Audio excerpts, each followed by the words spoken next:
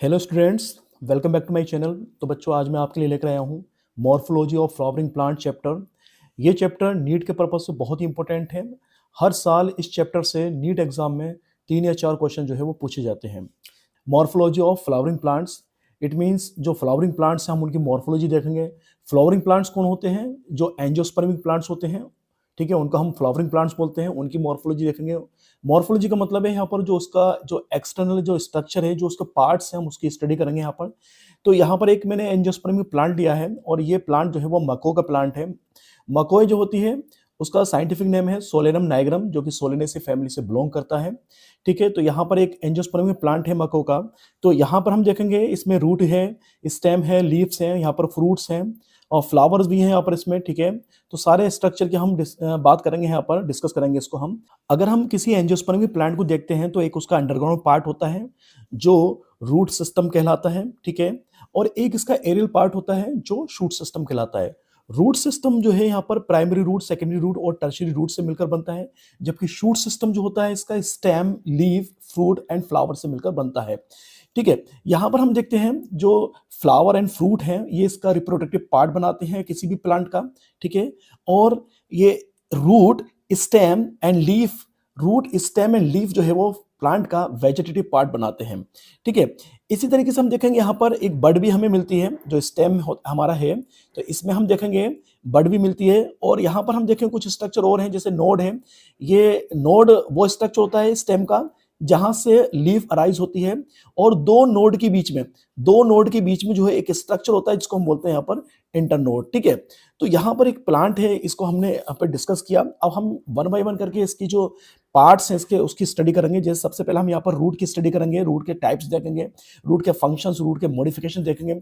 उसके बाद में हम यहाँ पर स्टेम की बात करेंगे, स्टेम के जो पार्ट्स हैं, जो फंक्शंस हैं और जो इसके मॉडिफिकेशन है उसकी बात करेंगे। देन हम यहाँ पर लीफ की बात करेंगे, लीफ की टाइप्स की बात करेंगे, यहाँ पर लीफ के फंक्शन की बात करेंगे। इस तरीके से हम यहाँ पर पूरे प्लांट की जो मॉर्फोलॉजी को स्टडी करेंगे। ठीक है, चलिए अब हम बात करते हैं यहाँ पर रूट के बारे में। ठीक है, तो चलिए बच्चों अब हम बात करते हैं यहाँ पर रूट की। रूट जो होता है वो प्लांट का अंडरग्राउंड पार्ट होता है जो कि जमीन के नीचे होता है। अगर इसके फंक्शन की बात करें तो इसका फंक्शन जो होता है जैसे कि absorption of water and minerals, यानी कि मिनरल्स और वाटर का अब्जॉर्प्शन करना।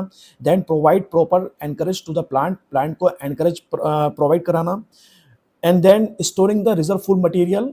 And then synthesis of PGRs. PGRs मतलब प्लांट ग्रोथ रेगुलेटर्स, यानी कि हम इनको बोलते हैं प्लांट हार्मोन, जैसे कि ऑक्सिन, जिब्रेलिन, साइटोकाइनिन। इसके बाद देखिए हम यहाँ पर जो रूट के टाइप्स हैं उसकी बात करेंगे। तो दो टाइप्स यहाँ पर रूट के हमें देखने को मिलते हैं, एक होता है टैप रूट और एक होता है फाइब्रस रूट। जैसे कि यहाँ पर दोनों का मैंने ये रूट्स ले रखी हैं। ठीक है, जैसे ये टैप रूट है, ठीक है, और ये फाइब्रस रूट है। तो सबसे पहले हम बात करेंगे यहाँ पर टैप रूट की बात करेंगे। तो टैप रूट जो होता है ये, इसकी बात करें तो सीड के रेडिकल पार्ट से जो है वो टैप रूट का डेवलपमेंट होता है। यहाँ पर हम देखेंगे एक जैसे सीड है, ये डाइकोट सीड है, डाइकोट प्लांट का सीड है जिसको हम ग्राम सीड बोलते हैं, चने का सीड है ये। इसके बाद अगर हम देखें इसमें तो ये इसके ऊपर एक आउटर कवरिंग होती है जिसको हम सीड कोट बोलते हैं। सीड कोट में दो लेयर होती है, एक आउटर होती है जिसको हम बोलते हैं टेस्टा और एक होती है इनर जिसको बोलते हैं हम यहाँ पर टैगमैन। यहाँ पर अगर मैं इसके दोनों कोटाइलेडोनों को अलग करता हूँ यहाँ पर, तो इसमें हमें एक एम्ब्रियोनल एक्सिस दिखाई देती है। ये मैंने इसके दोनों कोटाइलेडोन को अलग कर दिया। ठीक है, दोनों कोटाइलेडोन को अलग कर दिया तो यहाँ पर एम्ब्रियो होता है, ये एम्ब्रियो के पार्ट है। ठीक है, जो कोटाइलेडोन है तो इसमें एक एम्ब्रियोनल एक्सिस होती है जिसका निचला जो वाला पार्ट है, ये वाला जो पार्ट है इसको बोलते हैं यहाँ पर रेडिकल। ये होता है यहाँ पर रेडिकल, निचला वाला पार्ट जो है इसका रेडिकल। और ये जो ऊपर वाला पार्ट है इसको बोलते हैं यहाँ पर हम पिल्यूम्यूल, इसको बोलते हैं यहाँ पर पिल्यूम्यूल। तो रेडिकल जो होता है इसका, रेडिकल पार्ट से जो है वो रूट का डेवलपमेंट होता है, जबकि पिल्यूम्यूल से जो है वो शूट का डेवलपमेंट होता है। ठीक है, यहाँ पर आप देखेंगे कि जो रेडिकल है इससे सबसे पहले एक प्राइमरी रूट का डेवलपमेंट होता है। ठीक है, यहाँ पर आप देखेंगे प्राइमरी रूट जो है वो कंटिन्यूसली ग्रो करती चली जाती है। फिर इस प्राइमरी रूट से सेकेंडरी और टर्शियरी रूट का जो है वो डेवलपमेंट होता है, और ये पूरा मिलकर जो है एक सिस्टम बनाते हैं, रूट सिस्टम बनाते हैं जिसको बोलते हैं यहाँ पर हम टैप रूट सिस्टम। यहाँ पर आप देखेंगे तो ये हमारी एक टैप रूट है, यानी कि इसमें टैप रूट कैसे कहा कि इसमें एक प्राइमरी रूट होती है जो कंटिन्यूसली ग्रो करती चली जाती है, उसके बाद में उससे लेटरल रूट्स निकलती हैं जैसे सेकेंडरी और टर्शियरी रूट, और ये एक टैप रूट सिस्टम जो है बनाती है। ये हमें यहाँ पर डाइकोट प्लांट में मिलेगा, जैसे कि ग्राम का प्लांट है यानी चने का प्लांट, जैसे मस्टर्ड प्लांट, जैसे जामुन, जैसे नीम, जैसे आम, ये सब डाइकोट प्लांट हैं जिनमें हमें टैप रूट देखने को मिलती है। ठीक है, तो इसका जो डेवलपमेंट है टैप रूट का वो रेडिकल से होता है, ये आप बात ध्यान रखिएगा। ठीक है, इसके बाद अब देखते हैं हम फाइब्रस रूट की बात करते हैं। जैसे कि मेरे हाथ में ये प्लांट है, ग्रास का प्लांट है, यानी घास का प्लांट है ये। तो इसमें प्राइमरी रूट जो होती है वो शॉर्ट लिव्ड होती है, ठीक है, and replaced by the many small roots and form bunches. तो यहाँ पर आप देखेंगे ये बहुत सारी स्मॉल छोटी छोटी रूट्स निकलती हैं और बंचेस बनाती हैं, ठीक है। और इनका जो डेवलपमेंट होता है वो बेसल पार्ट ऑफ स्टेम्स होता है, यानी स्टेम का जो बेसल पार्ट होता है उससे होता है। इसमें आप देखेंगे ये स्टेम है, स्टेम का जो बेसल पार्ट है उससे इसका डेवलपमेंट होता है। बहुत सारी रूट्स हैं बंचेस में, इसको बोलते हैं यहाँ पर फाइब्रस रूट। इनका विकास जो होता है वो रेडिकल से नहीं होता, इनका विकास जो होता है वो बेसल पार्ट से होता है, स्टेम के, ठीक है। तो इसलिए इसको हम यहाँ पर बोलते हैं फाइब्रस रूट। ये फाइब्रस रूट्स आपको मोनोकोट में मिलेगी, ठीक है। जैसे कि आप देखेंगे व्हीट में मिलेगा, आपको राइस में, अनियन, गार्लिक। जैसे अनियन की बात करें यहाँ पर, तो अनियन में आप देखना ये फाइब्रस रूट है जो कि बेसल पार्ट से निकलनी है, स्टेम के। इसी तरीके से आप देखेंगे लहसुन, लहसुन यानी गार्लिक, गार्लिक में भी ये फाइब्रस रूट है ये, ठीक है। तो ये सब मोनोकोट प्लांट है। जो अनियन है और जो गार्लिक है ये मोनोकोट प्लांट है, और ये ग्रास जो ये भी मोनोकोट प्लांट है। तो इनमें सभी में, चाहे वो गार्लिक हो, अनियन हो, ये ग्रास हो, इन सभी में जो है वो हमें फाइब्रस रूट्स मिलती हैं, ठीक है। तो जो फाइब्रस रूट है इनको हम एडवेंटिशियस रूट भी बोलते हैं। क्यों बोलते हैं? क्योंकि इनका जो डेवलपमेंट है वो रेडिकल से ना होकर प्लांट के किसी दूसरे पार्ट से हो रहा है। तो वो रूट्स जिनका डेवलपमेंट सीड के रेडिकल पार्ट से ना होकर प्लांट के किसी भी पार्ट से हो जाता है, उसको हम बोलते हैं एडवेंटिशियस रूट। तो जो फाइब्रस रूट्स होती हैं ये एडवेंटिशियस रूट्स होती हैं। क्यों? क्योंकि इनका जो डेवलपमेंट है वो रेडिकल से ना होकर प्लांट के किसी भी पार्ट से हो जाता है, ठीक है। जो एडवेंटिशियस रूट्स हैं ये हमें मोनोकोट और डाइकोट दोनों में मिलेंगे हमें, ठीक है। जैसे अभी हम बात करें यहाँ पर स्टिल्ट रूट की, तो स्टिल्ट रूट भी एक प्रकार की जो है वो एडवेंटिशियस रूट्स हैं। क्यों? क्योंकि इनका जो डेवलपमेंट है वो रेडिकल से ना होकर स्टेम के जो नोड होती है उससे होता है या उसके बेसल पार्ट से होता है। जैसे आप देखेंगे ये जो स्टिल्ट रूट है ये सपोर्ट के लिए, मतलब जो है वो डेवलपमेंट होता है इनका, सपोर्ट करती हैं। और ये आपको शुगर कैन, ज्वार, बाजरा, मक्का, इनमें ये मिलेंगे, ठीक है। इसी तरीके से दूसरे प्रकार के रूट होते हैं प्रोप रूट। प्रोप रूट भी सपोर्ट प्रोवाइड कराती है प्लांट को, और ये हमें मिलेंगी बनियान ट्री में।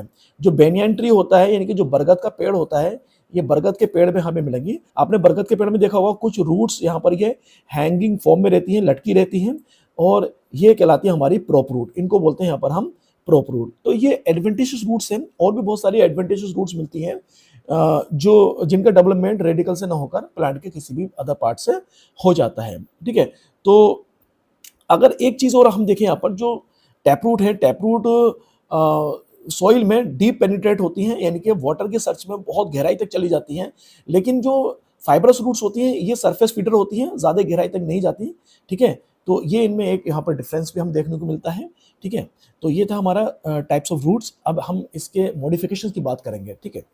तो चलिए बच्चों, अब हम बात करते हैं यहाँ पर मॉडिफिकेशंस ऑफ रूट्स की। रूट्स जो होती हैं वो अपने मेन फंक्शंस के अलावा कुछ अदर फंक्शंस जो है परफॉर्म करने के लिए मॉडिफाइड हो जाती हैं। जैसे कि कुछ रूट्स जो है वो फूड को स्टोर करने के लिए मॉडिफाइड हो जाती हैं, कुछ रूट्स जो है वो सपोर्ट देने के लिए प्लांट को मॉडिफाइड हो जाती हैं, और कुछ जो है वो गैसेस एक्सचेंज करने के लिए जो है वो मॉडिफाइड हो जाती हैं। तो सबसे पहले हम देखते हैं कि जो रूट्स हैं वो फूड को स्टोर करने के लिए मॉडिफाइड हो जाती हैं, ठीक है। जैसे यहाँ पर 3 एग्जाम्पल हम देख सकते हैं। जैसे यहाँ पर रेडिश का एग्जाम्पल देखेंगे हम, यहाँ पर जैसे कोनिकल जो कैरेट है इसका एग्जाम्पल देखेंगे, और शुगर बीट का एग्जाम्पल देखेंगे। तो यहाँ पर क्या होता है कि जो कुछ रूट्स होती हैं जो फूड को स्टोर करने के लिए मॉडिफाइड हो जाती हैं, और एक स्पेशल शेप या एक पर्टिकुलर शेप जो है वो एक्वायर कर लेती हैं। जैसे कि यहाँ पर है फूसीफॉर्म शेप।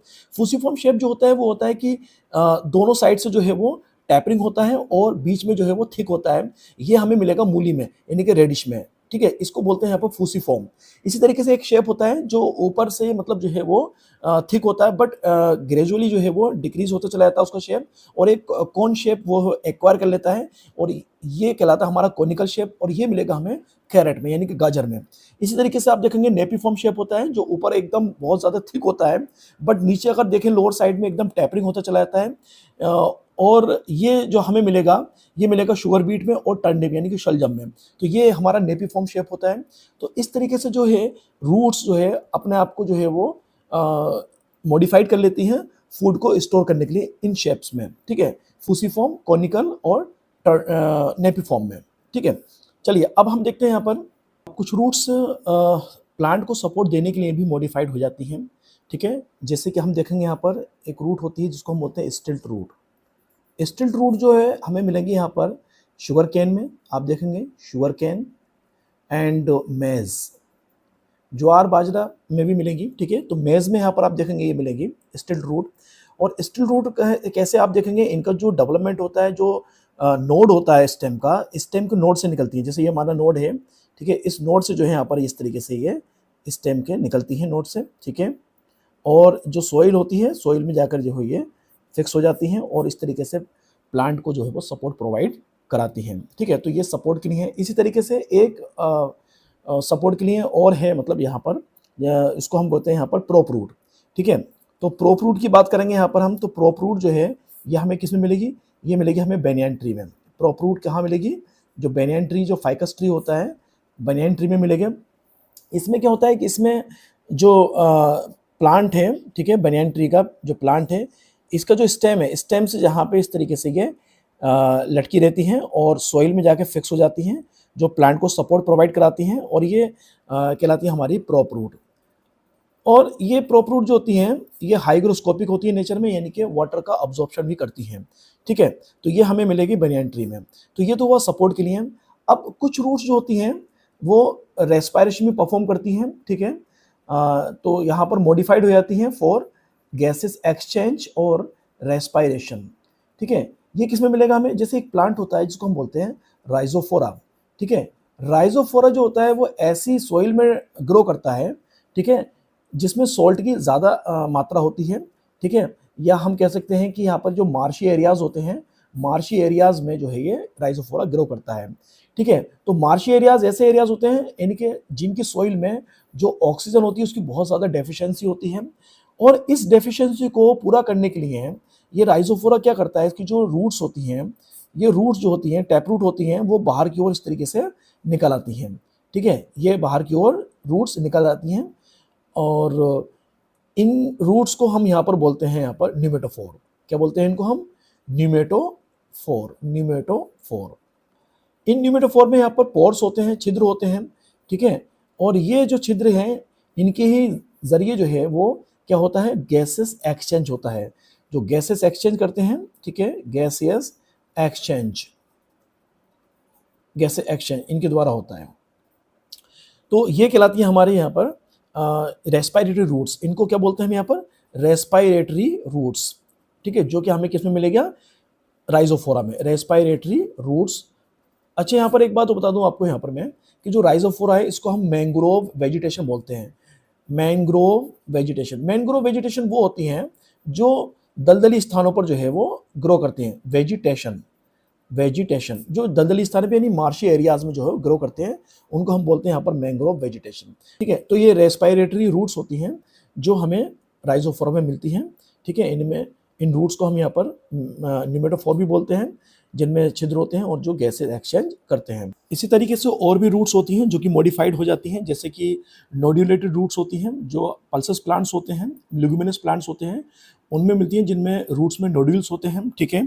इसी तरीके से और भी रूट्स होती हैं, जैसे एपिफाइटिक रूट्स होती हैं जो कि ऑर्किड में मिलती हैं। इसी तरीके से आप देखेंगे फ्लोटिंग रूट्स होती हैं जो कि जूसियम में मिलती हैं। और एक आप देखेंगे लीफ रूट्स होती हैं जो कि जो ब्रायोफाइलम होता है उसमें मिलती है हमें, ठीक है। इस तरीके से ये था हमारा रूट्स का मॉडिफिकेशन, ठीक है। तो आई होप कि आपको अच्छे से समझ में आया होगा। और इसके बाद में हम बात करेंगे अब स्टेम के बारे में, स्टेम के हम टाइप्स और मॉडिफिकेशंस देखेंगे, ठीक है। चलिए, थैंक यू।